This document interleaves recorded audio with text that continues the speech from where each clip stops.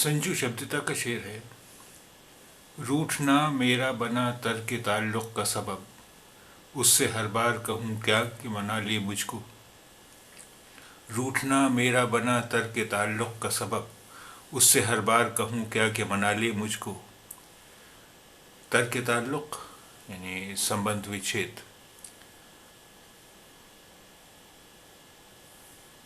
तर्क ताल्लुक़ संबंध विच्छेद, सबब कारण, सबब कारण।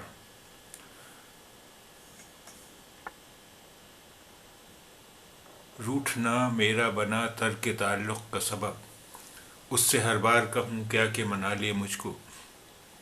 रूठना मेरा बना तर्क ताल्लुक़ का सबब, उससे हर बार कहूँ क्या कि मना ले मुझको। रूठना मेरा बना तर्क ताल्लुक़ का सबब, उससे हर बार कहूँ क्या कि मना ले मुझको।